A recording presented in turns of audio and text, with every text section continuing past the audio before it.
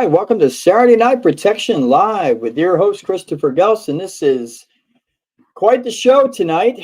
We have a lot of education, awareness, jam-packed information for you tonight. Welcome to everybody who's watching on X and Rumble and YouTube, and those coming over from Facebook, trickling in slowly but surely. We're thankful for you being here tonight. Tonight we have, holy mackerel, we've got a whole list of stuff for you tonight. We've got, believe it or not, and I know this is hard for people to accept, but there are kids, teenagers, that are online and they are accepting money from predators in exchange for videos and pictures. And once that happens, those kids graduate to the next level of being trapped and even trafficked. Many of those kids have disappeared. Some have unalived themselves because of this, and it's horrendous. And you would think there's no way kids would actually do this, right? Well, let me remind you of a few months back when we had Jay on the show, who was a 13-year-old who was on Instagram purposely trying to connect with predators. And we learned a lot. He was on the show and talked about it. And by the way, the initial time he did that was over a year ago.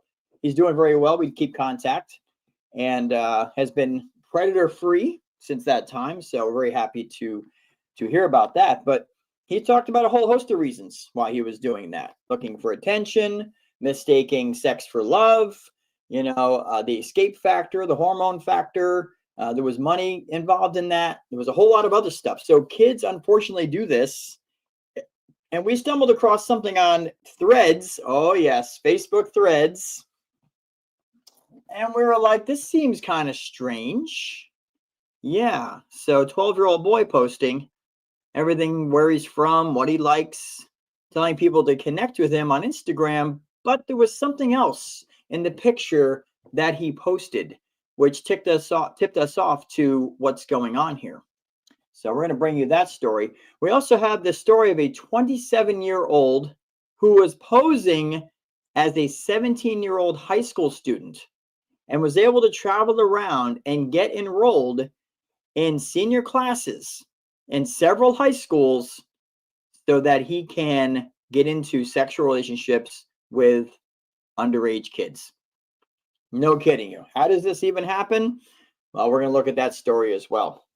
We've got the red flags, 5 red flags of child abuse material that parents can be looking out for. That's going to be coming up in a little bit. We also got the story of 2 teachers who are accused of trying to set up a foursome. Yeah, you heard me right, a foursome with students. And also, finally, we'll take a look at sextortion. Sextortion is a very real thing. It's increasing. And as you know, sextortion is very similar to extortion, but this is with sex. And it involves minors, and it involves threats of exposure to these minors after they've revealed pictures and or videos, indecent ones, of course, of themselves. And this is a very real issue. And again, kids have unalived themselves because of it, and kids have gone missing because of it. So we're going to bring you that important story rounding out the end of the show tonight. So I see we got a bunch of people in here from X. We're glad that you're here, from YouTube as well, Rumble.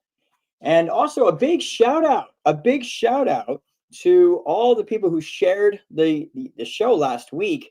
We had a record number of people that shared the live show. We're very thankful for that. And because of that, our usual podcast viewership of about 100 to 125 people jumped up to 400 podcast listens on last week's live show. So, and that is from word of mouth and from people like you sharing the podcast. So we're thankful to you for that, and to all the people who listen on the podcast. So hopefully the sound and everything is working good. We have the holidays coming up. And as you know, when the holidays come up, kids are surrounded by more people who they wouldn't normally be surrounded by, and for longer periods of time. And that is always a time to talk with your kids. Talk with your kids about sexual abuse. Talk with them about inappropriate touching. Talk with them about inappropriate joking. Talk with them about not looking at inappropriate stuff.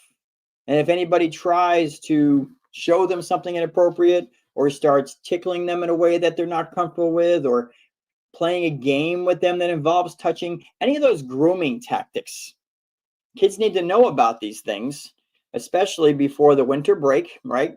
Because they're going to be off for 2.5 weeks straight. Lots of time by themselves. That means kids will be online even more. And they're going to be around family members. And unfortunately, as we know from the stats, somewhere around 90% of child victims already knew the offender. These aren't complete strangers. And in a lot of those cases, it's family members. It's cousins, it's aunts, it's uncles, it's step parents, step families. This really does happen. So it's a good time to talk with your kids and educate them and warn them about what's going on out there. So, all right. So busy show tonight. I want to let you know about our website, protectyourchildren.org, protectyourchildren.org. I'm going to share that with you right now on the screen. Protectyourchildren.org. In-depth protection packets. This is something that you can use to go over with your kids. Okay. The in-depth protection packet is a detailed packet of protection guidelines that will teach your kids what to look for, scenarios, situations, all different warnings and lookouts for parents and for kids as well. It'll give you some of the personality traits of PDF files so that they can be identified before they strike. Tips on preventing kidnapping, a whole bunch of other great stuff on this in-depth protection packet. So we encourage you to click on that after the show and go over it with your kids. It's age appropriate. There's nothing real graphic in there, but it's important for your kids to know how to stay safe and what to look out for before they get trapped, especially online. This is happening a lot. Zachary Bernhardt missing. His birthday was December 18th, his 33rd birthday. He is still missing since the year 2000, September 11th of 2000. And you would say, well, man, it's been so long. Like, why, he's probably dead by now. Well, if you watched our videos on Zachary Bernhardt, you will see that the investigation we've been doing for the past 3 years into this case reveals a lot of information, including information that indicates that he is still alive and that people close to his family or even maybe family members themselves know where he's at or what happened to him. So we have reason to believe he is still alive, and we will continue to search and investigate this case and never give up on him. All our live shows are available on our website. Click live shows. All the podcasts for every week are there. If you missed any, check it out. They're all there. And a whole bunch of other stuff. So we want to welcome you to that. Flurg, welcome to the chat. Glad that you're there. Flurg is awesome. He's been here the past few weeks. We appreciate you being faithful and showing up each week. And all the others that do so as well. So, all right, little something different. I want to bring a little comedy. I saw this on Instagram, and I thought it was kind of funny to bring. We have to lighten things up a little bit sometimes. I mean, we understand that this is tiring, right? I mean, it's like people, you log in and you listen, you get educated, and which is great, but it is hard. Like when we're hearing about story after story and child after child, and it's like, it'll bring you down, right? And our goal isn't to bring you down. Our goal is to empower you by giving you the education and awareness needed to keep your kids safe.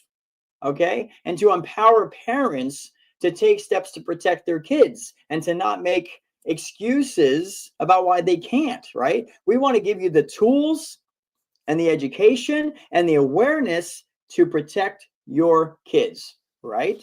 So, but every now and then, it's good to laugh a little bit. And we saw this, and it was a perfect example, all right, of how some parents are. Now, of course, it's probably none of the parents that are listening to this show because you're all just awesome, right? But maybe some other parents, but check this out. We'll be right back in just a minute. To better assist you, please choose from the following menu. To lie about why your child is absent, even though they have been bragging about their Florida trip for weeks, press 1. To make excuses to why your child did not complete their work, press 2. To complain about what we do, or in most cases, what we don't do, press 3. To cuss out staff members, press 4. To ask why you didn't get that info that was sent out in an email, newsletter, and text alert, press 5. If you refuse to hold your child accountable for their behavior and want us to raise them instead, press 6. To request another classroom for the 3rd time this year because you believe the teacher is the problem and not your child, press 7. To complain about too much homework or not enough homework, press 8. To complain about pickup, drop-off, or bus procedures, press 9. And if you would like to reach out, slap, or hit someone, we know the feeling. We know the feeling. That's hilarious to us because isn't that the excuses, right? And obviously it's something that somebody created, but there's a great point in all of that, right? There's a lot of excuses. A lot of parents want to believe that their kids would never do any wrong. I mean, of course, what parent wants to think that their kids wouldn't be smart enough to avoid certain situations? We get it, right? And like that little clip showed, people call the school and say, hey, my child needs to be moved out of this class because the teacher doesn't like them. And then they move them to another class. And then my kid needs to be taken out of this class because this teacher doesn't like them. Maybe the problem is the child. It's a possibility. But there are a lot of parents who just will not look at the fact that kids are human, that kids are going to misbehave, they're going to make mistakes, and sometimes kids will find themselves in situations that they don't know how to get out of. And there's no number to call to complain about it, because when this happens, usually it's too late, right? So we got to remember that. It's important to realize that kids are going to fall into traps. Now, listen, we can educate them, we can raise awareness, we can keep an eye on them the best we can. But there are cases where kids just don't listen. Hello? I mean, when you were a child, I'm sure you didn't listen to everything your parents said, did you? And there's kids today that no matter how much you warn them, how much advice you give them, they just won't listen, right? They're going to go do what they want to do. And that's where parents got to step up and step in, right? And keep an eye on things, monitor things. Don't make excuses, right? And we've seen this before. Well, I'm never letting my kid on Fortnite again because Fortnite is pushing sex and drugs to the kids. Well, it turned out that my child was on Fortnite for just a few months, and in a few months they got this and they've got that, and they were contacted by this person. It's not Fortnite's fault, okay? Because honestly, Fortnite's putting out a product, and we agree it's wrong to let that crap happen. But the point is, why was your kid on Fortnite unsupervised in the first place? Just as a perfect example, right? So it's time to stop making excuses and stand up and say, we've got a real problem here. There are predators that are seeking out children every single day. They're doing it in the schools, they're doing it in the community, they're doing it on social media, right? They're doing it in the after school clubs. We've seen them. They're doing it in the churches. They're doing it in the Boy Scouts and Girl Scouts.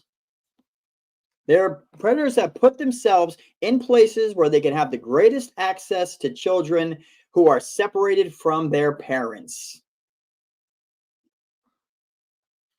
And it's time to realize that that's it. That's the problem. That is a huge problem today. So, all right. Usually we bring you a hero segment every week, a teen hero segment, or segment on how great kids are and the great stuff that kids are doing. But tonight, we're going to bring you something a little different. You'll see why in a minute, but we want to share something with you about kids who have dreams, right? Did you ever ask a kid what they want to do when they get older? It's really adorable because some of the things it's like, where did you come up with that? Other times it's something that their parent does. Other times it's just something that they have a passion for, even at a young age, right? And we want to be reminded here that sexual predators, they don't care about kids' dreams, right? They don't care about their futures. They don't care about them at all. We spend a lot of time on social media warning kids because we see some of the posts and we see the commenters, and you see that a child is being followed by primarily all adult men. And you're like, what's the deal here? and we try to comment on their photos and on their reels, and we're saying, hey, be careful, there's a lot of predators out here, be careful, they don't really care about you, they're going to offer you money, they're going to compliment you, they're going to tell you how great you are, they're going to offer you free Fortnite money, they're going to do all these things to get you to think that they're great people. But their goal is to destroy that child. After they use them and abuse them, they will destroy them. That's what a predator's goal is. And they don't care about the dreams of these kids. They just don't. They really just don't care. They really don't care. So, but let's check this out. This is really adorable. These are what happens when you ask kids what their dreams are, what they want to be when they get older. So let's check this out. We'll be right back. Hey, I never thought of that. Let me think about that. Whoa.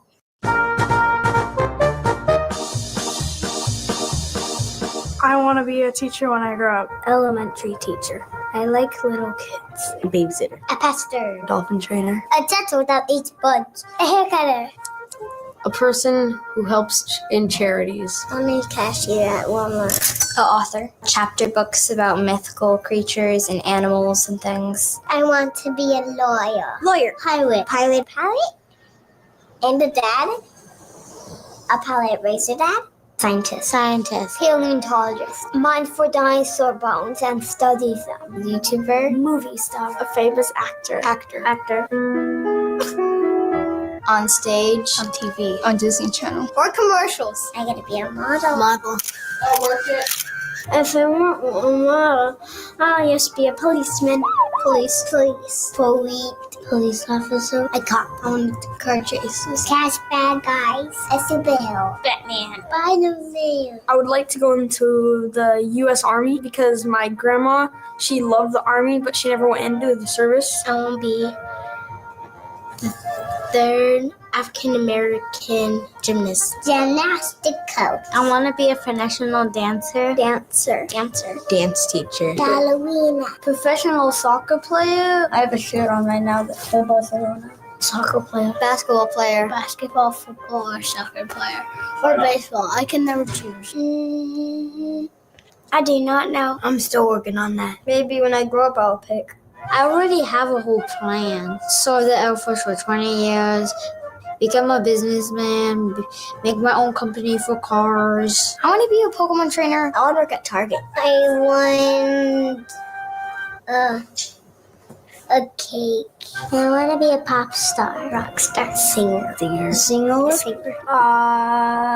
want to be a cook, but I don't really know how to actually cook. I want to be an artist. Teacher. I want to be an artist that goes around painting walls. An artist and a video game maker. Video game designer. Video game. I want to be a filmmaker. Whatever my dad is. Do you know what your dad is? I'm not sure. I would be a doctor. Doctor. A mermaid. A mermaid doctor. Heart surgeon. Neurosurgeon. Cardiologist. Gynecologist. Pediatrician. The kids' doctor. Pediatrician. And why do you want to do that? I want to be a doctor and then I can wear rainbow sweatpants. I really want to be a nurse. Everyone says you have to be very good at science and math. I'm not really, but I still want to be one. I want to be a pet doctor because I like helping animals. Pet vet. Veterinarian. Zoologist. Princess Fairy Zookeeper. How much do you think they get paid? $29.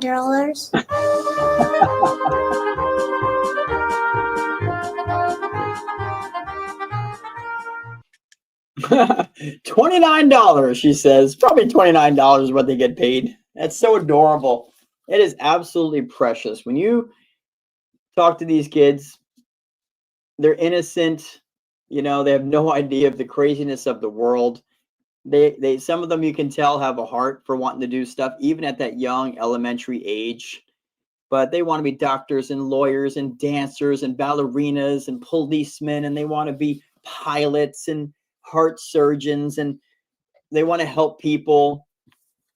And it's absolutely adorable, and it's precious. And, you know, we always have to follow that up with this. Predators don't care about what these kids want to do. They don't think about the innocence and the precious precious children that are out there. And these kids are just trying to navigate life, and they're trying to achieve dreams and do well in school and make their parents happy and just have fun as kids, right? And the last thing they need to worry about is going online, going on some social media, or playing some game, or watching some cartoon, or listening to some song, or seeing some video, or going into their elementary school library and coming across inappropriate sexual content that is going to quickly take their minds off of what their dreams are and focus them on something that's going to destroy them. Let's not forget how innocent and beautiful and precious these children are. Tammy in the chat says, when I was a kid, the girls wanted to be mommies and the boys wanted to be army men or any first responder or astronaut. Isn't that awesome? Yeah, I wanted to be He-Man and the Masters of the Universe, but that's a whole other story for another time. We'll just move on from that. So, hey, listen, He-Man was awesome. Oh, man, I'll tell you. All right, let's see. And girls wanted to be baby doctors too, Tammy says. That's also Flurg. What did you want to be when you were growing up? Come on, Flurg, let us know. What about you, Tammy? What did you want to be when you were younger? Share it in the chat. We're all waiting. What did you want to be? Anybody else in the chat? Let us know. What did you want to be when you grew up? And did you make it? Were you able to achieve those goals or not? So yeah, let us know in the chat. All right, let's look at this. This Instagram grooming has become quite the issue these days. And right now we're going to look at a little short clip here on Instagram grooming. It is so, Instagram, they're not doing anything to stop grooming, okay? They're not doing anything to prevent predators from connecting with kids. In fact, if you remember the show from a couple weeks ago, Facebook Threads, or Meta, Threads is being used by predators to get connected to kids through Instagram, right? Because Threads has no way of direct messaging, right? So what they're doing is they're posing as kids, or they're putting kids that they already have control of up on Threads, saying, get a hold of me on Instagram if you want to get pictures or whatever. And so people just go to Instagram because their Threads name is their Instagram name, and then they can direct message them right from there. Think about that. It's kind of twisted, but Meta's not doing crap to try to fix this problem, and it's absolutely out of control. So the best we can do is either one, keep your kids off of it, two, monitor it, monitor their messaging, monitor who's following them, all that kind of stuff if they absolutely have to be on it, and teach your kids about grooming. Teach kids what grooming looks like so that they can be protected. So check this out. Time. Gotta go, guys. Hey, it's Carter, right? Mm-hmm. I think I go to your old school. Wanna join my chat and play some PvE later? Yeah, I'll be right back. Hey, what's up? Hey, Dad. We have a new guy in our squad. His KDR is insane. Huh. Yo, I'm back. Nice. Hey, I don't recognize you from school. Did you guys move? Yeah, we're in Westlake now. Cool. Well, if we're gonna team up, you can't be looking like a scrub. Here, take these credits and unlock the Dark Void skin. No way. That's worth like $60. Free gifts. Thanks, bro. The squad is gonna be jealous. Oh, my girlfriend's coming soon. Hey, are you with someone? No. Wow, Carter the loner has big evening plans with his parents. Nah, my folks are busy. They let me do whatever. Hey, I think I know a girl that'd be into you. Snap some pics and I'll show her. Wow, you're joking, right? Come on, show some skin. Go harder, bro. Show the girl what she wants to see. Carter? Nice. That's more like it. Kinda stupid, though. You know I'm showing these to your friends over at Westlake Middle School, right? Your life ends when I hit send. What? Are you kidding? No! Relax. As long as you do me a little favor, I can make sure nobody sees these pics again. How scary is that? But it can happen just that fast. You've got the free gifts right? Hey, this person's super nice. They just gave me free credits for this game. They just gave me free virtual currency for the game, right? Compliments, pretending to, hey, I got this girl that likes you. Send me a couple pictures. See, predators don't really change their tactics. They're all pretty much the same, right? They just, you take them into different formats, different scenarios, right? And these kids will fall right into it super easy, especially when they're young, impressionable. There's a little bit of peer pressure there, a little bit of mocking. Oh, lonely Carter tonight hanging out with his mommy and daddy, making him feel like he's less important than everybody else in order to get him to go along with the demands of the person. And then the kids will send the pictures. And then those predators will take those pictures and use them as leverage to extort the kids. And when they say, just got to do me a little favor and I won't hit send and send this to everybody. Well, what's that favor? Sometimes it's send me more videos, send me more pictures, which they can share with their PDF file friends. Other times it's send me money. And it never ends. It doesn't stop. And there are kids that will unalive themselves to get out of situations like this. And, in that video, you saw the parents kind of like looking like something seems weird here, but not going in there and finding out what was happening. You got a camera flash going off and it's like, what's he taking pictures of? The parents were kind of listening, but not doing anything about it. Right? Yeah, it's absolutely crazy. But that's just one way that predators can groom kids on Instagram. This is Saturday Night Protection Live with your host, Christopher Gelson. Please share the stream, hit like and subscribe and retweet and follow and all those good things so we can get this information out to tons more people. The key is sharing, because sharing is caring. That's what Barney said, right? Sharing is caring, yes. Well, if we care about protecting other kids, we need to share the content. All right, because trust me, the algorithms aren't doing us any favors. There are posts that we make prior to the show going live that are seen by like 3 people in a group of like 9,000. All right, so they're not doing us any favors. So it's only you guys, the passionate protectors that are out there that like the content, like the post, and then click share. It takes a second to click share and click post. Get the information out there to the people who need it.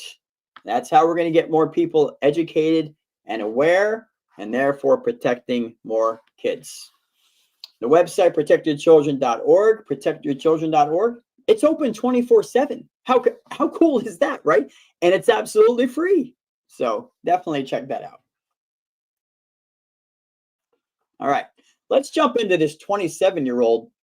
This story is going to blow your mind, okay? This is how crazy people can get.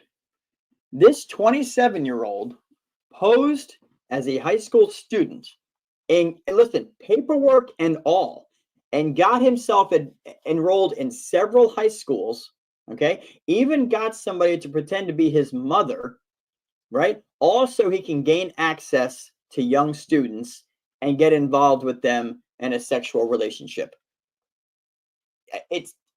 It's absolutely crazy, the depths that some of these predators will go to in order to get access to kids. But check this out. We'll be right back. You used my body for 6 years for your own sexual gratification. The 27-year-old was sentenced to 85 years in prison for several female high school students while disguised as a 17-year-old. Zachary Scheich disguised himself as a 17-year-old boy and attended to different high schools in Lincoln for a total of 54 days. During this time, he was accepted into the schools using false documents, including birth certificates, immunization records, transcripts, and medical records. And with his 164 centimeters height and social media targeting, he lured the female high school students into having sex with him as their boyfriend. It wasn't until June that authorities immediately launched an investigation into Scheich after a parent found out what was going on and contacted the school district. Authorities said Scheich created false documents posing as a 17-year-old student and admitted to having inappropriate relationships with multiple female students. Police say Scheich also asked a 23-year-old woman, Angela Navarro, to pose as his mother to help him get into the school, but she pleaded not guilty to the impersonation charge and was released on bail. Scheich was eventually sentenced to 85 to 120 years in prison. Do you think the school is to blame? How do you like that? Bryden, welcome to the chat. Glad that you're here. 27 years old, went as far as creating documents illegally in order to get himself enrolled in high schools around Lincoln, Nebraska, so that he can get access to young girls and have sexual relationships with them. Now, who's at fault here? I mean, the schools obviously looked at all the paperwork. Looks like everything's in order.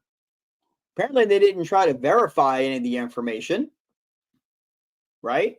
But this is how dark and the depths that these predators will go to get access to kids. I mean, this is quite a genius plan. Think about it. I mean, he had birth records, birth certificates, medical transcripts. He had all this stuff that he created on his own in order to fool the schools so that he can get enrolled and get access to kids every single day.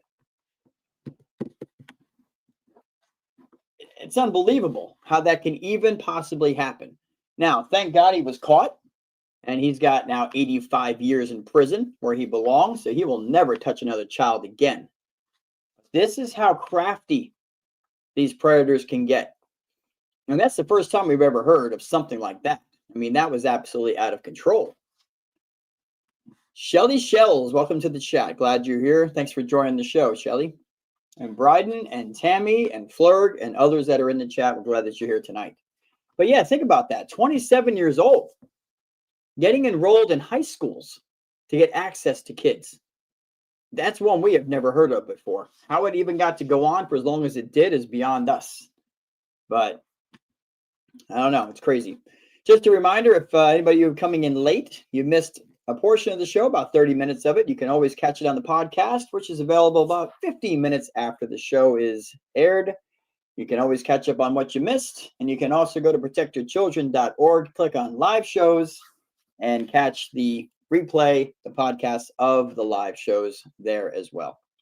So, but in any case, 27-year-old fakes being a student so that he can get access to high school girls and boys, apparently. Isn't that absolutely crazy? Absolutely insane. All right. Another quick thing here, and then we're going to jump into some other categories of stuff here. But check this out. This is how investigators caught, you ready for this? Somebody with child PORN. This is a crazy story. And again, this is always about people that have access to children. All right. This is what it's always about. I'm going to share this with you, and we'll be back in just a second. Check this out. Of child exploitation. Joshua Gumlia works at the PGA Tour Performance Center at TPC Sawgrass, and tonight he faces 4 felony counts of possession of child sexual abuse images. Rich Donnelly is on your side tonight with a closer look at how Gumlia actually got caught. Yeah, Jeannie, this was a coordinated effort between multiple companies as well as national and state agencies over 2 months. What started as an internet search in April led to an arrest in July, and here's how investigators followed a digital trail of evidence to make their arrest. Right now, 59-year-old Joshua Gumlia is behind bars on felony possession of images depicting child sexual exploitation. According to an arrest report on April 28th, Yahoo sent a tip to the National Center for Missing and Exploited Children after investigators say Gumlia uploaded 12 child porn images using his Yahoo email account. 1 month later, Verizon confirmed that the cell phone associated with that email account was Gumlia's.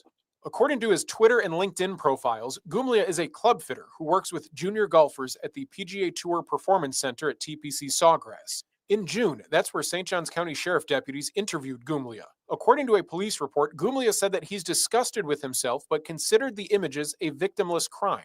John Sheehan of the National Center for Missing and Exploited Children says his organization's cyber tip line reviews between 500,000 and 1 million images every week. It's looking for a needle in a haystack, and time is critical when these children have ongoing abuse taking place. To sift through this much content, the group partners with a company called Videntifier, which has software that can identify possibly duplicated content to immediately identify new material in hopes of helping law enforcement find children who are being exploited. With our technology, it is possible to find content in this database in less than 1 second. According to police, Gumlia cooperated with investigators and surrendered his phone and iPad. A police report says a digital download showed 16 different searches of child sexual material in the 10 days prior to giving his devices to law enforcement. The National Center for Missing and Exploited Children says that larger companies like Yahoo or Verizon tend to utilize the cyber tip line, but they said that the general public can also submit a tip if they come across an image or video of an exploited child through the National Center for Missing and Exploited Children's website. We have a link to that link in this story on our website. Reporting Rich Donnelly, First Coast News, on your side. And it goes on and on and on, right? This guy, again, was caught. And you'd say, why do we keep bringing you these stories? We're bringing the stories because there are a lot of parents and guardians and passionate protectors that are passionate about keeping their kids safe, but they still don't understand that these predators come in many different forms. Their tactics are always the same. Their goal is the same, but they go at it in different venues, wherever they possibly can. This guy was like apparently working as part of the organization for the PGA Tour, for crying out loud, which is a pretty huge event, right? Before that was a 27-year-old guy who faked paperwork, legal, documents, so he can get into high schools to get access to young kids, 14, 15, 16, 17-year-old kids. It's crazy what these people will do. But again, keeping an eye, monitoring your kids' phones, their online activity, their messages, keeping an eye open if they've got any new items, clothing, gifts that you can't figure out where they got it from. I mean, kids don't normally have money, right? So you have to kind of ask yourself these questions and say, hey, is there anything different about my child? And if there is, let me ask why. So we have to continue to bring these stories because it's crazy out there. These people will not stop until they are put in prison or, well, I can't say the other thing, but not existing anymore. That's the way we'll put that, right? Okay. Now let's jump into this. We titled this show, Kids Are Taking Money from Predators, Then They're Being Trapped and Trafficked. Now, this is a crazy situation. We know that there are kids that will go out looking for adults to be involved with. Unfortunately, that happens. Usually kids that are abused, usually kids that have been groomed, usually kids that have been through traumatic experiences like molestation or RAPE, kids that are coming from really disturbed home environments. Many months ago, we had Jay on the show, and we talked with him on a couple of different episodes. He was 13 years old when he went on Instagram and started seeking out predators to exchange videos and pictures with and talk to and try to meet up with. Yeah, we were contacted by his family, and we intervened in that situation.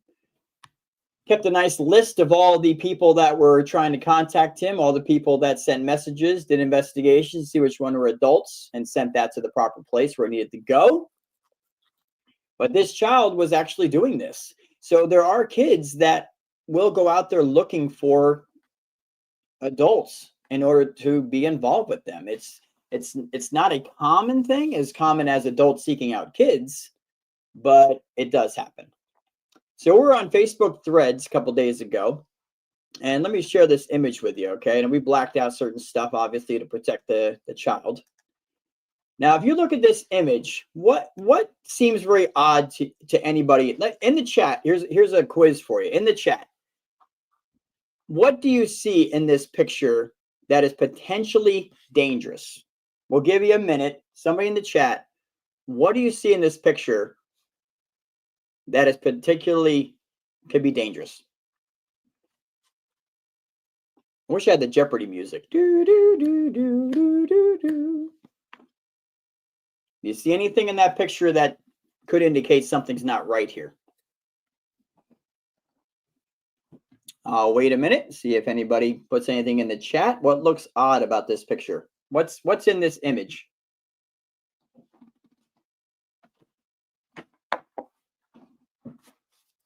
Ah, what's that behind the phone? Very, very good, Tammy.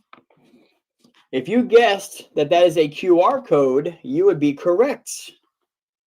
That is a QR code. And you can see that the child's holding that against the phone. It's purposely being made part of the picture. So, of course, we did what we needed to do. And we used the phone to take a picture of that QR code to see where it goes. Wouldn't you know that that QR code goes to a payment application service? Right? Now, this child puts on the threads that he is 12 years old. He's from this area. He enjoys this. He's into these things, and to contact him through Instagram. Okay. So here's what happens.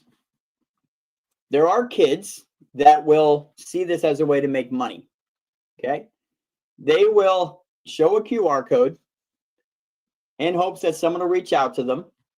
They'll scan the QR code, send the child money in exchange for pictures and videos or whatever. There's also predators, traffickers that already have these kids, right? And they have them get in front of the camera posing as a child who's just looking for other children to exchange videos and pictures with. And this way, the predators can get more material for their sick fantasies and to send to their sick PDF file friends. And they'll use the child to do that. But yes, that is a QR code. And we're not going to tell you what payment application it goes to because we're trying to protect the location of this child. And it's also why we put an X through it so it cannot be scanned by anybody who might be watching this show that is a predator. Because I'm sure there are some that watch to see what we know. But it is absolutely crazy.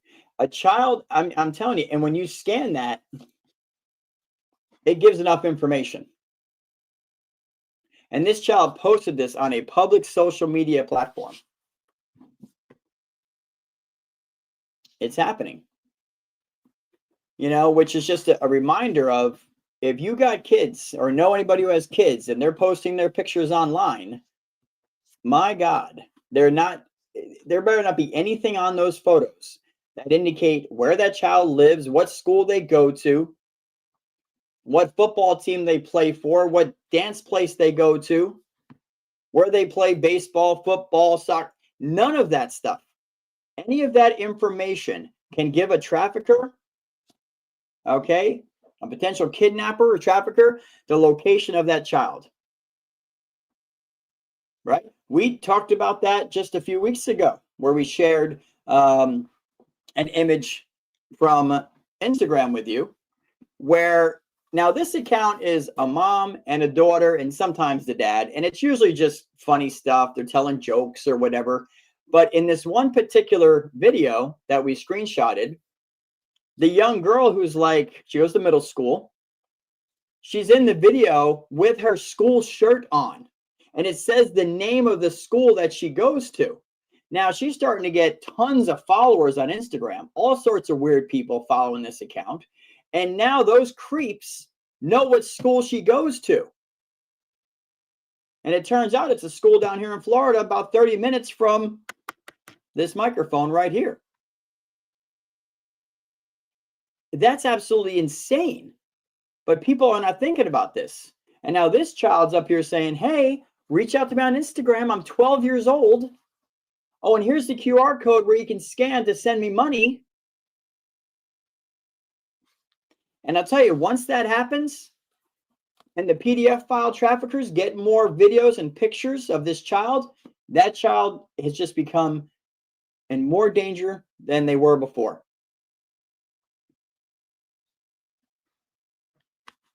But it is absolutely insane. This is on Threads, people. And we try to warn you about Threads. That podcast had about 150 watches on it, which, you know, we're praying that it gets more. You can find that still on our Facebook and our YouTube and X and Rumble. And you can go find that and you can share that on your platforms to get that information out. But Threads is quite a dangerous place. And all it's doing is being used by predators to get kids, to groom them, and eventually to traffic them. It's absolutely crazy. But yep, there's the QR code. Just scan it and send money right to this child. Brian, thank you very much for posting on your channel about our content. Right? So, yeah, that's pretty crazy stuff. Unbelievable. All right, let's keep going. I want to bring you 5 red flags that every parent needs to be aware of, and children, really, honestly. Let's bring this to you. Hopefully it's big enough where you can see it on the screen, but I'm going to read it to you. All right, let's try to make this a little bit bigger here. All right. Child S abuse, we're going to have to say, material is any content that depicts sexual activity with a minor. Most commonly, pictures and videos. CSAM, we'll say you go, can live forever online, which leads to survivors being re-victimized and often re-traumatized repeatedly throughout their whole life. This article is kind of old here because it's got 2021 stats, but in 2021 alone, more than 29 million reports of suspected child sexual exploitation were reported by online platforms to the National Center for Missing and Exploited Children cyber tip line. That number is growing. Those 29 million reports included 84.9 million images and videos of child S abuse material. 84.9 million, and that's what's reported. So let's look at 5 red flags about child S abuse material and some examples of how predators can often operate in order to abuse children. Number 1, targeting the child. Predators can target children in an online chat, on social media, or during online gameplay. Predators may initiate conversations with children through direct messaging or comments on a child's social media posts. They will pay special attention to a child or children online for extended periods of time. Okay. Number 2, gain the trust of the child. Predators will often lie about their age online and say that they are younger. They may display a persona that's a bit older than the child and ask personal questions about the child's parents, caregivers, teachers, friends, and other adults in their lives. Predators attempt to gain personal information about the child to create and establish a barrier between them and their network of trusted adults in order to isolate them and establish trust. We saw a clip last week about a child on Roblox where this exact thing happened. Gain the trust of the child. The predator even said he was the child's pastor, okay, and started to get all this information about the child. The child mentioned that someone in his family died from a gunshot. And then when this person got the child to send 25 images to them, they threatened to come and use a gun and take care of someone else in the family. So naturally, this scared the heck out of the child, and the child got trapped. And it all started on Roblox, because people can direct message kids on Roblox 24/7. And if parents aren't paying attention, and see, it turned out that this child was on Roblox talking with this predator for like 4 months before it finally got exposed. 4 months, and nobody ever checked the messages to see what was going on? Although gain trust of the child, yes. Number 3, we just saw this one, gifts and rewards. Many online platforms give predators the ability to give children gifts and rewards online to engage the child.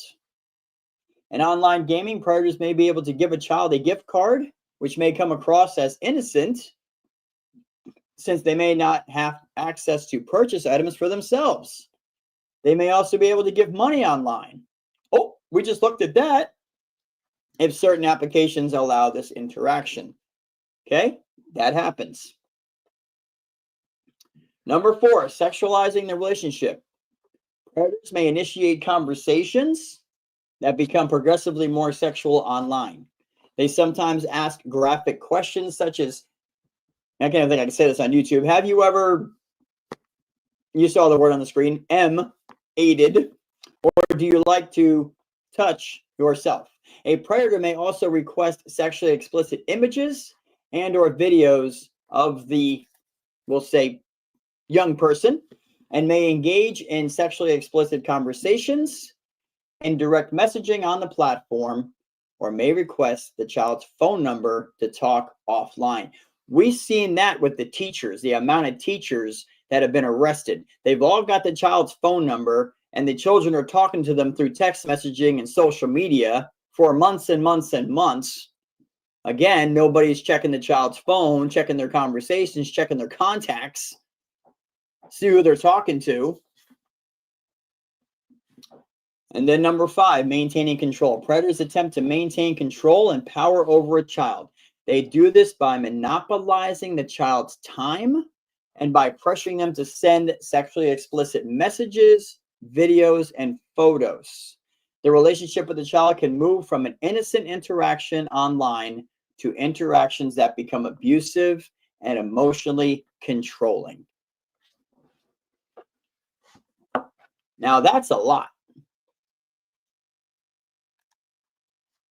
That is a lot of stuff. But this is how they operate. Yes, Bryden, great point. Half of Roblox chat is on Discord also. Listen, children do not need to be on Discord. There is some very disgusting things on Discord, okay? The conversations and oh my gosh, let me tell you something. It's really horrible. The kids don't need to be on there, but Brian, that's a great point about Roblox chat. It's on Discord, and Discord is not monitored, okay? Wow. Florg in the chat says, maybe I'm just old, but do games really need to be online? They weren't when I was a kid. Absolutely agree. They don't need to be online, right? And you think about it, right? When we were kids, man, it's like when you wanted to play Super Mario Brothers, okay, which, by the way, I beat 1, 2, 3, and all of them. Just have to throw that out there. Of course, I lost a few controllers in the process and a few holes in the wall.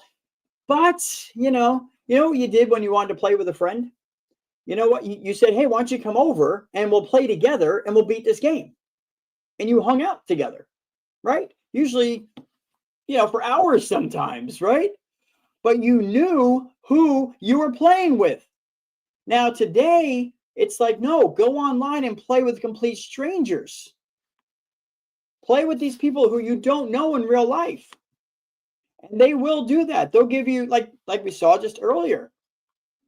Hey, here's a new skin for Fortnite. It's worth $60, but I'll send it to you for free. Whoa, this person's so awesome. They're so nice. Hey, I got a girl that I think likes you. You want to go out with her? Hey, that'll be cool. All right, send a few pictures and I'll get them to her and see what she thinks. Unbelievable. Bryden says in the chat, just tonight I had to discipline my grandson for disgusting talk on Discord. It's not monitored at all, and kids are making servers themselves. Yes, they are. Man. And Bryden, good for you. Good for you for paying attention, because a lot of parents aren't.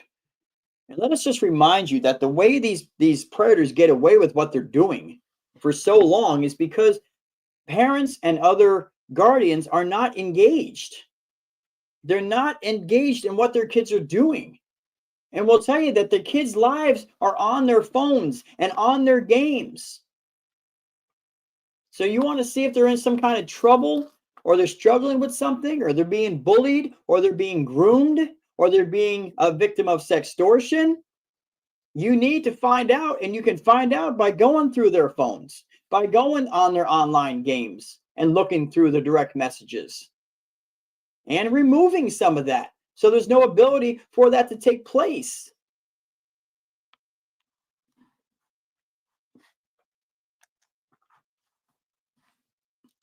Five tips for parents and caregivers. We're not going to go through all this in detail, but you'll get the point. Talk to your child about online predators. Absolutely. You need to talk to them about the risks, the tricks, the traps, the threats. And by the way, all of that is included in our protection guidelines, which are available on protectyourchildren.org. Protectyourchildren.org. Just click on the protection guidelines tab. Everything is there. Keep lines of communication open with your kids. Let your child know that they can come to you with questions or concerns about behaviors or problems that they have online. Super important. Profiles of minors should be set to private. Hey, that's if the parents even know that the child has set up a profile. In a lot of cases, the kids are just doing this by themselves. They know how to do it. They go out to Yahoo or Gmail. They get a free email address because Yahoo and Gmail aren't checking the ages of whoever's signing up for an email. So the child says that they're 18. They get the email. They use the email to go create these accounts. They get on the accounts. They put on the accounts that they're older. And the next thing you know, they're interacting with all these adults and these predators. And the parents don't have any freaking clue what is happening. It's just that easy. Parents need to pay attention to your child's online interactions. You got to regularly monitor your child's technology devices. Monitor their conversations and pay attention to items that your child may have accepted, including gift cards, money, digital tokens on gaming platforms. Yes, hello? Who the heck is sending your child free stuff without you knowing about it?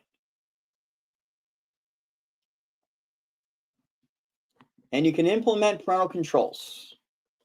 Set parental controls on applications installed on your child's phone. You can restrict which apps and websites your child views, and you can set your child's profile to private. We've often talked about Guardian, which is a fantastic parental monitoring app. Guardian, it's around like $10 a month, and you install it on your child's phone. They cannot uninstall it. They cannot even see it, but it's there.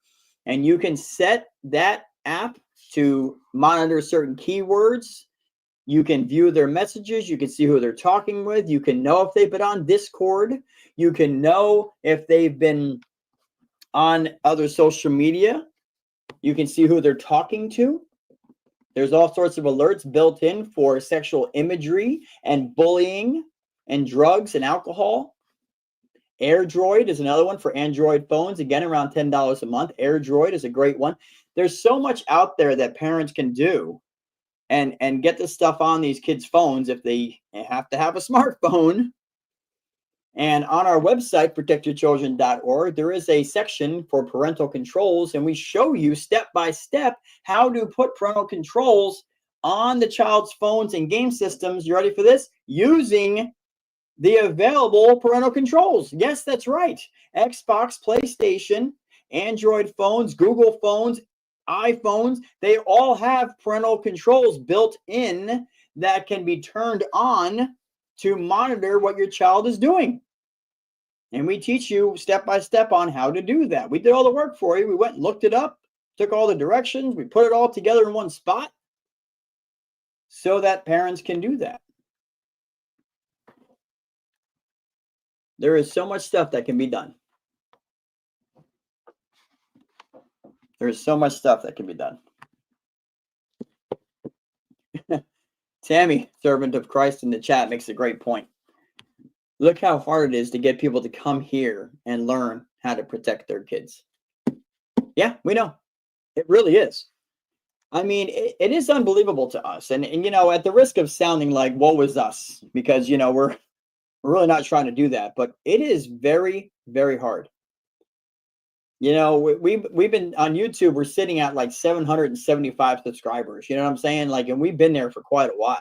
And it's crazy that no matter what we put out there, how much we put out there, how much we post, it's just not growing. The channel's just not growing. People are just don't seem to be interested on how to keep their kids safe, or they think that they don't need to. Our Facebook page has over 9,000 followers on it. And you know what we average per post? About 20 people see it. And a couple of people share it. You know, it's really disturbing how hard it is to get people to become part of this movement to protect our kids. And, you know, we just keep going. We just keep putting it out there in hopes that it's reaching the people that need it. You know, and every now and then we do get the comments and people thanking us for showing them something that they didn't know and talking with their kids, and their kids revealed something to them that was dangerous, that they wouldn't have done unless, you know, they hadn't heard about it. So we're thankful for the ones that are out there, but we need to get this content out there further. All right. Let's jump into this final segment. And for people joining late, we see there's a bunch of people joining now late. We'll remind you that the podcast of the live show, we started at 8 p.m. Saturday Night Protection Live. That's right. Not Saturday Night Live, but Saturday Night Protection Live. Every Saturday night, 8 p.m. on X, on Rumble, and YouTube. And the links on Facebook and other social media sites are there. Podcast is available 15 minutes or so after the show is over, and you can listen to what you missed. So definitely check that out. And again, we're very thankful for all the people who listen after the fact. We wish you could be here to join us because it's more fun with you here live. And we appreciate your comments and your interactions and what you bring to the show.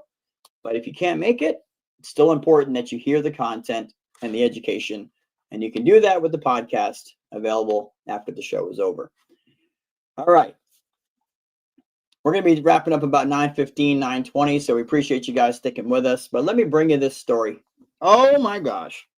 This here, 2 teachers, okay? 2 female teachers tried to set up a foursome with a student and even invited the student to bring some friends. Yeah, and again, this is females, and we're going to see here in this clip that there's definitely been a sea change going on here. Like, the majority of predators being arrested in the last 3, 4, 5 months has all been females. Like, there's something really weird is happening here.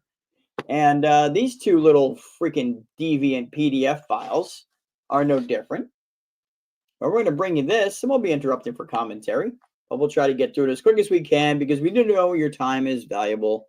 And we usually run about an hour, hour and a half max on the show. But let's check this out. 2 female teachers try to set up a foursome with a student. Wisconsin are out of a job and they could face criminal charges after they're accused of messaging a student to arrange a foursome. I have the details of what the teachers are accused of doing on a school trip. I'm Anjanette Levy, and this is Crime Fix. Alexia Salderas and Jennifer Larson were teachers at Joseph Craig High School in Janesville, Wisconsin, until the spring. The school district of Janesville launched an investigation of the 2 teachers in April. Records released by the district show that Salderas and Larson attended a state DECA trip with students in February. No big deal. That's what teachers do. They go on school trips with students. They supervise. But what happened in early April is what resulted in them being placed on leave. Between April 7th and April 9th, on another trip, the records show that Larson and Salderas were Snapchatting with a student identified only as Student A, saying they would like to cuddle and have fun. They're also quoted as asking whether another student would want to come with them. The investigative document says Salderas gave the keys to his school van to Student A so he could get his clothes out of it and then allowed him to take a lap in the parking lot in the van. Then the document says Salderas and the student exchanged a, quote, half kiss, and she was changing her shoes by the van that day. On the evening of April 9th, the investigative document says that Salderas sent Student A 5 photos of herself in lingerie and undergarments. There were texts where the 2 discussed plans to meet that weekend.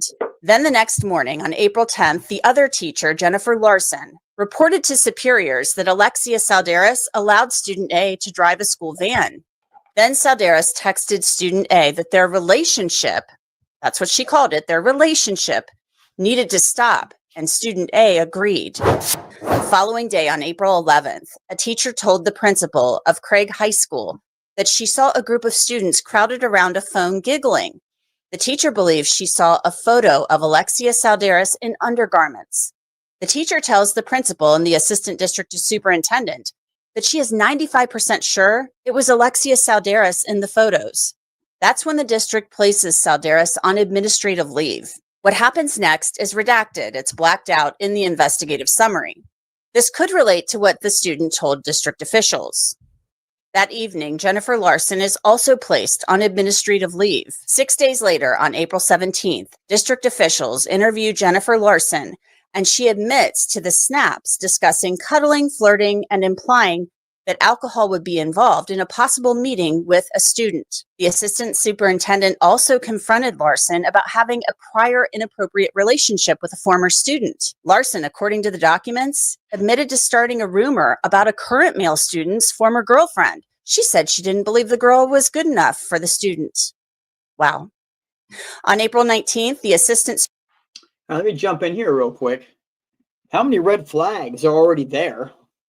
And again, where is the parents?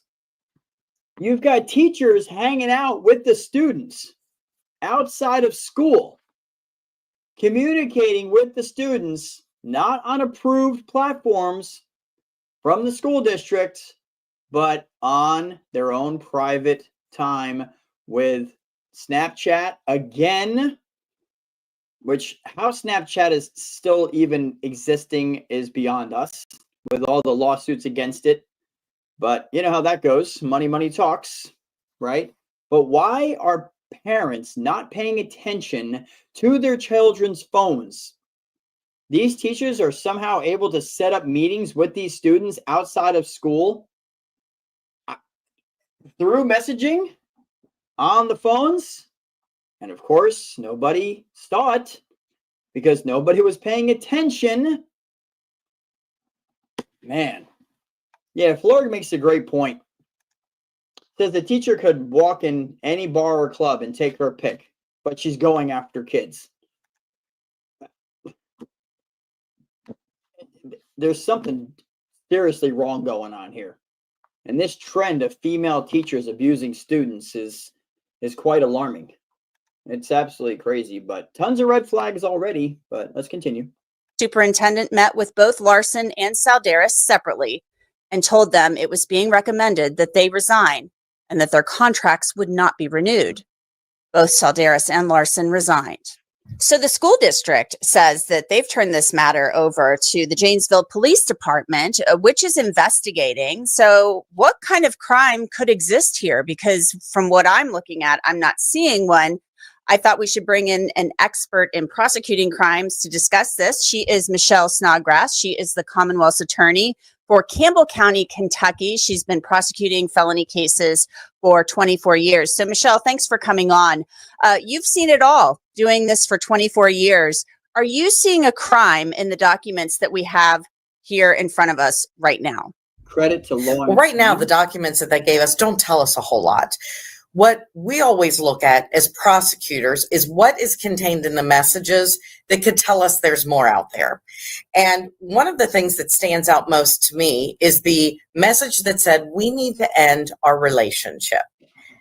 A relationship does not start over 5 text messages of a woman in lingerie. So that tells me there's more. When you look at the history between these two, there was a class trip that they were on with the students in February. So what happened between February and April?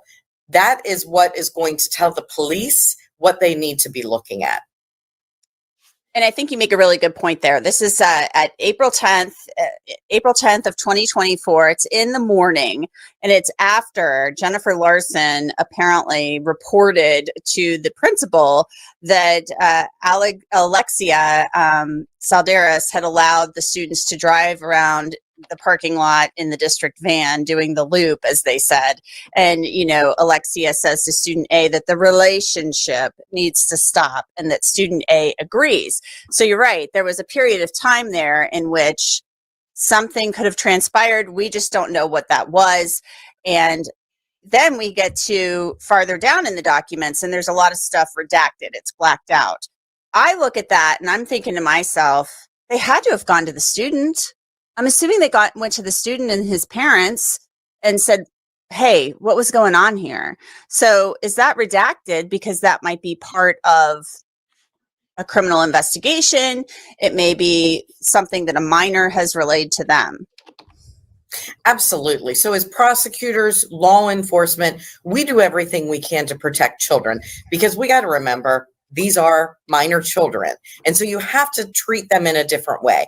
You might take them to a children's advocacy center to be interviewed as opposed to being interviewed by the police.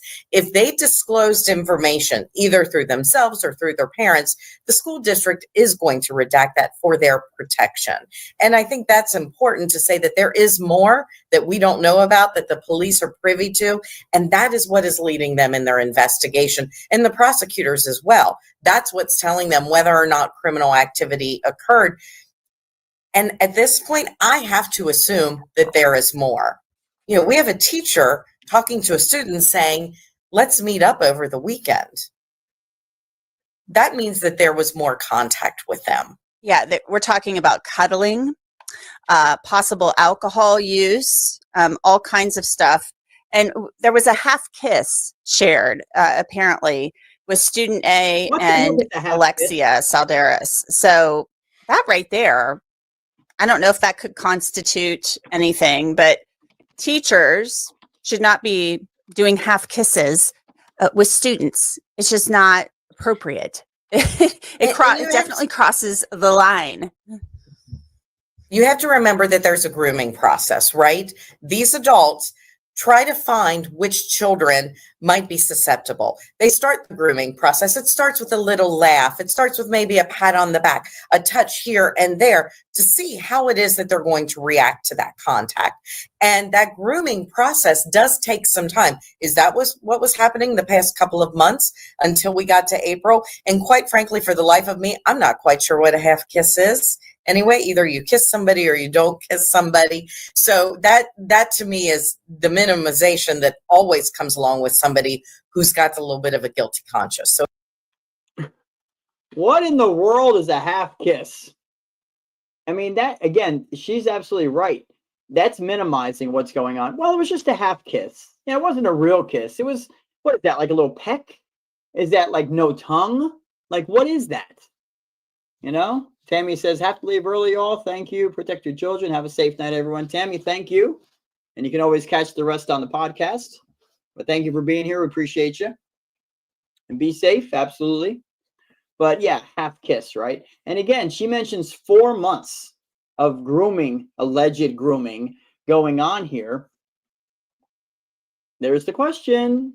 How in the world were messages and these setups and these meetups being talked about between the teachers and the students, and the parents did not know? Only guess, parents weren't checking, not paying attention. And this is how predators are emboldened, because they know a lot of parents and guardians and good teachers that are out there, not these crazy ones, and other people are not paying attention. They don't think it's a big problem. They don't think it's their child. They think that their child already knows. They don't think it'll happen to their child. And they're just not paying attention. And ignorance is not bliss. Ignorance is not bliss. In fact, ignorance is dangerous. it was just a half kiss. It wasn't anything much more than that. But that could constitute, under certain laws in certain states, and everybody has their own definition, but that could constitute some type of inappropriate sexual contact depending upon the scenario and the other facts. Our laws allow us to have a minor child when they're in a relationship or a physical situation with somebody who is in a position of special trust, a teacher, a coach, a foster parent, a big brother, big sister. That puts them into a different category that holds them to a higher standard. Yeah, most definitely, because you are entrusted. I mean, it's public trust. She's paid by the taxpayers. She's an authority figure. She's supposed to be teaching and, caring in a professional manner for these students, not sending them photographs of her in various states of undress with lingerie and things like that. One thing that is concerning too, we have this Jennifer Larson. She's the next teacher. And then we get down to the bottom around April 17th, Mr. Garner interviews JL. This is Jennifer Larson. JL confirms and admits to snaps involving cuddling, flirting, and the implication of alcohol in the meeting because, the whole allegation here is that they were trying to set up some sort of foursome. Additionally, Mr. Garner questions JL about previous allegations of having a relationship with a former student. There's your key word there again, Michelle, relationship with a former student. And then starting a false rumor about one of JL's current students at the time, girlfriend. The girl was a student of JL's. JL admitted she started the false rumor because JL believed the girl was not good enough for the male student. What on earth? Okay, so we have the relationship part right there.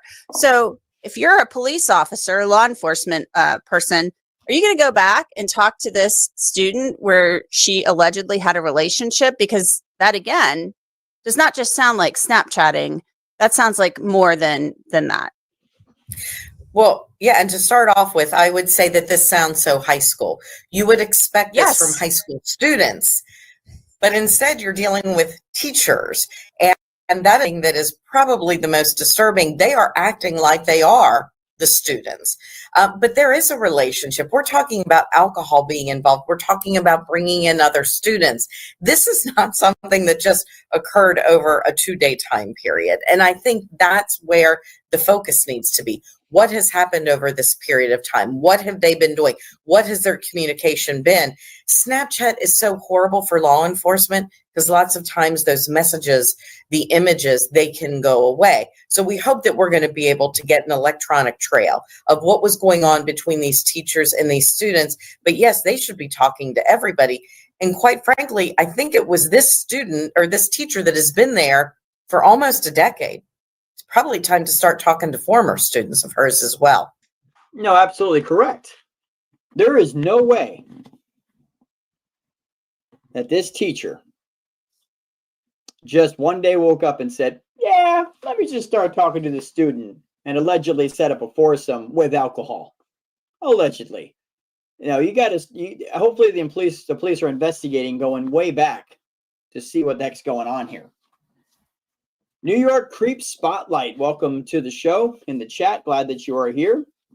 It's funny because we say live from Tampa. It's Saturday night protection live. But we got New York Creep Spotlight. I'm glad that you're here. Appreciate you joining the show. But all the warning signs, all the flags, the police really have to be doing a lot of work here. And Snapchat, people don't realize that police can still find stuff from Snapchat. There's a law in the books that Snapchat has to keep every snap for a period of 7 years just for these types of situations, for criminal or whatever investigations. So they can get a hold of that information. But Snapchat likes to stonewall, fight it in court, drag things on. Snapchat currently has 2 lawsuits going against them for kids that were basically hooking up with predators on their site. And they've been stonewalling that for years. Snapchat does not need to be on any child's phone. There is no reason for it. It's only there so kids can hide things from their parents. Let's just be real, okay? And predators are all over Snapchat. Unfreaking believable. I'm telling you, but this is what's happening. Let's finish this up. Yeah, Jennifer Larson had been there for quite some time. And then Alexia Salderas had been there for a year. So it is very juvenile, the fact that a teacher, an authority figure, would start a rumor about the girlfriend of another student because you didn't think she was good enough. I mean, this is very high school. It makes you think, how do these people even get the job? They must be really good at putting on a show and getting the interview and doing the interview. And then they get into this environment and this allegedly happens according to the documents. It's stunning to me because we've covered so many cases recently, Michelle, just in the last 6 months or so, of female teachers, accused of things like this. Have you seen a lot of female teachers? I mean, we were hearing about men for so long, and now it just seems like more and more we're hearing about female teachers who are accused of these types of things. Well, the last case I had with this did involve a female teacher. In fact, the last 2. And that is what we are seeing nowadays. We are seeing, and a lot of them are younger. However, I've also prosecuted a female teacher who was a mother, who was married, who had 2 children of her own.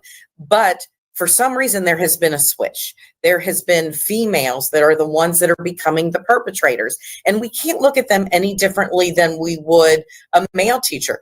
These are perpetrators, and they are finding those students that maybe want attention, who need attention, who are seeking them out as well. And they are putting up no boundaries. In fact, they are knocking down all the boundaries. And they are the ones that essentially, from looking at these messages, are probably pursuing them. Well, at this point in time, these teachers are not charged with a crime. I should make that clear. But the Janesville Police Department is investigating. And whether or not anything comes of that remains to be seen. But these teachers have resigned their positions. And the Janesville School District made it clear to me that as soon as they found out about this, they placed these teachers on leave. They did their investigation. They contacted law enforcement, and they've been working side by side with them since this began. So it looks like they did everything right, but it'll be interesting to see if anything more comes of it. Michelle Snodgrass, thank you so much for coming on. Thank you. And that's it for this episode of Crime Fix. I'm Anjanette Levy. Thanks so much for being with me. I'll see you back here next time. Oh, mackerel. No crimes as of yet. We can certainly say there was grooming or alleged grooming. God, you have to say that all the time, but you do. When you're talking about bringing alcohol, and these are students, these are minors. So if they're under 21, obviously there's a potential crime right there. But there was definitely grooming going on for months and months and months, allegedly. And we're hoping that the police will investigate and find charges to put against these 2 teachers. And she made a great point that the turn is incredible. I mean, it was always men. You always heard about men. In fact, when you follow some of the channels, you know, on Instagram and TikTok and YouTube of these people that are catching predators, the only time I've ever seen them is 98% men all the time. Right. But there are females out there that are doing this a lot, especially in the school system. And it comes back to the same thing. OK, that parents and guardians and other people that are trusted to protect kids need to be monitoring what's happening. We may sound like a broken record with that. But look at these 2 kids on our screen.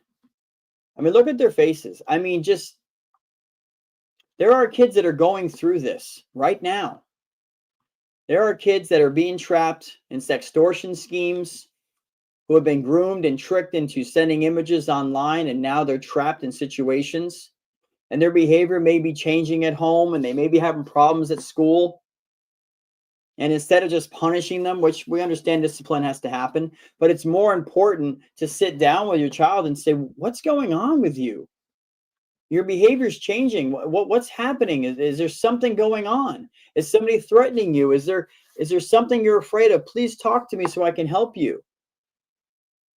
Parents got to tell their kids it's more important for them to want to help them than it is to punish them.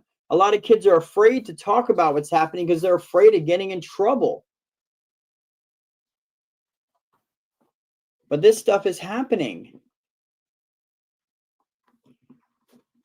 Again, for everybody who's joining late, the podcast will be available about 15 minutes after the show ends.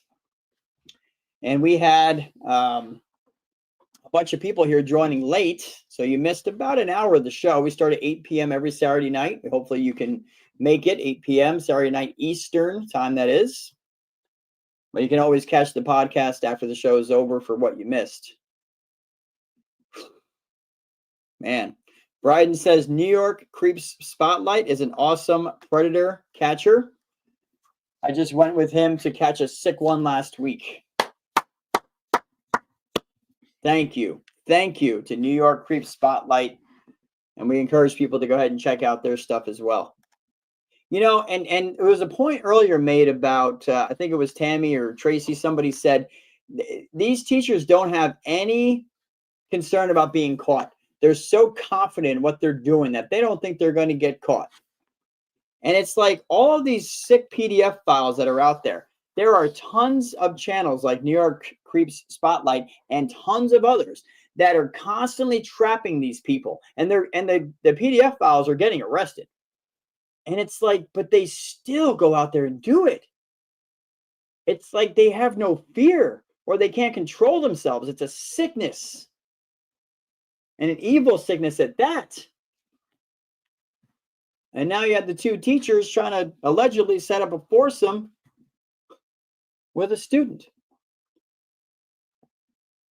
It's out of control. Earlier tonight, we had the 27-year-old that created documents, legal documents, fraudulent, of course, so that he can get enrolled in high schools out in Lincoln, Nebraska, so that he can get access to the young kids there, and is accused and now arrested. He's got 85 years in prison for sexual relationships with minors. But he went to that extreme to get in the position to do this?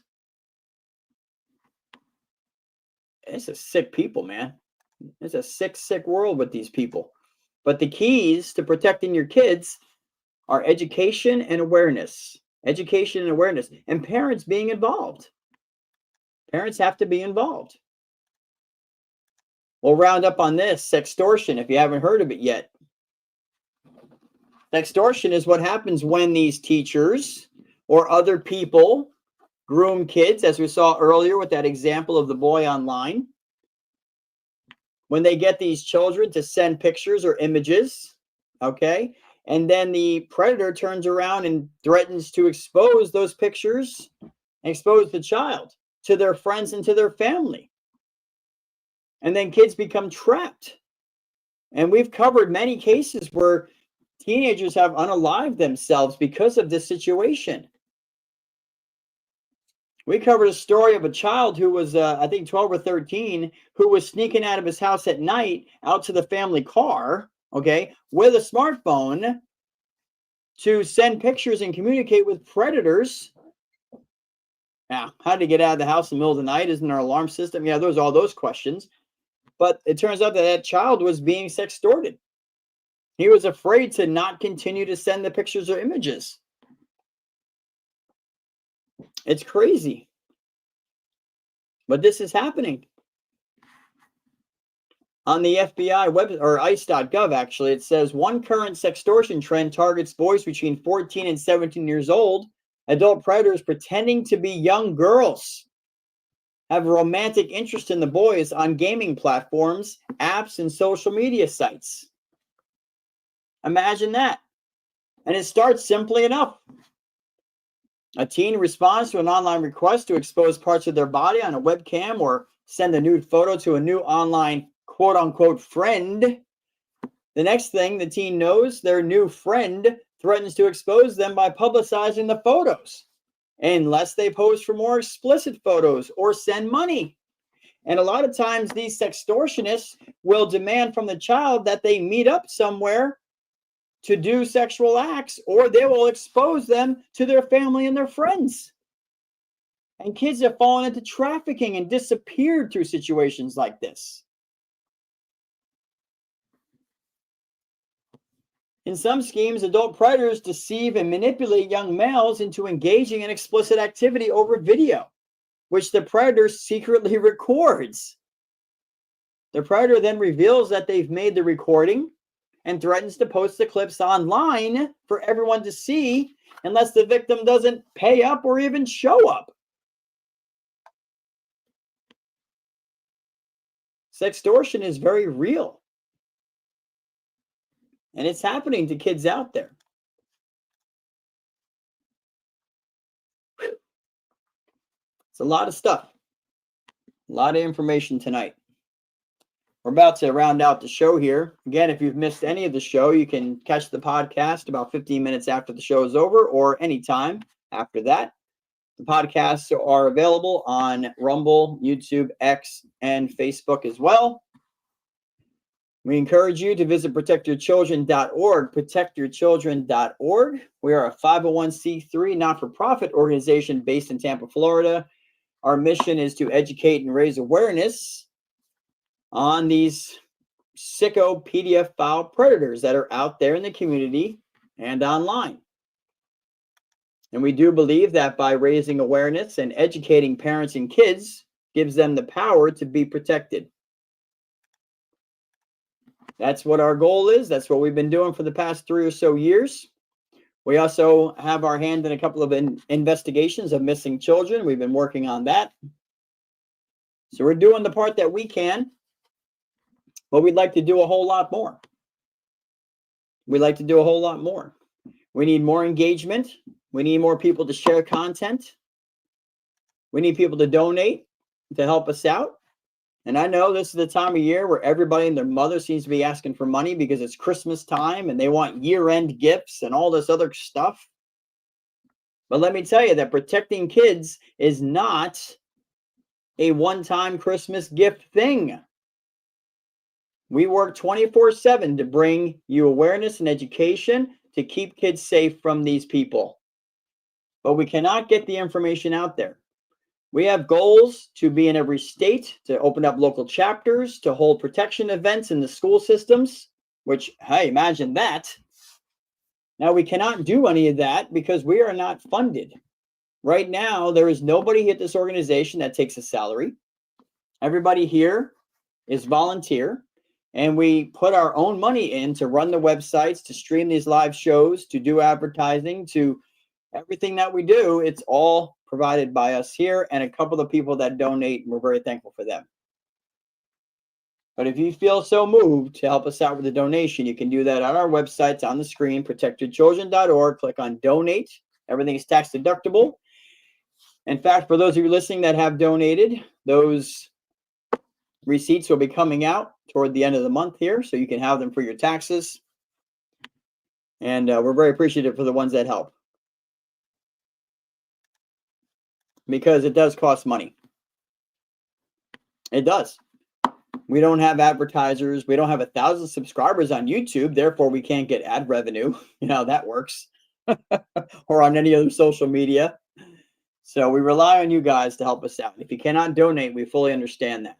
But we ask that you would share the content. Even share it more than once. You can come back the next day and click share again. And get it out there to people, so that they can keep their kids safe. So, all right, that's it for this week. A whole lot of information. God willing, we'll be back next Saturday, 8 p.m. for more Saturday Night Protection Live. Thank you to everybody in the chat. Bryden is in there. Tammy, Flurg. I love this New York Creep Spotlight. Doing great work. Tracy, Servant of Christ. Shelly Shells. Everybody else that's in the chat, we thank you. All the people listening and watching online. We have a whole bunch on X, YouTube, Rumble. We're thankful for every single one of you. Stay safe out there. Keep protecting. Stay nosy. And keep up to date on our social media activity. You can find all the links to our social media on our homepage, protectyourchildren.org, protectyourchildren.org, as we post often on anything that we find that can educate you and raise more awareness. So you don't want to miss a thing. So make sure you follow us and like us on social media as well. Thank you to everybody who's being here tonight. This has been Protect Children Live. Saturday Night Protection Live. That's right. With your host, Christopher Gelson from Protect Your Children. And we thank you again for being here. Stay safe. God bless. And keep protecting. Good night.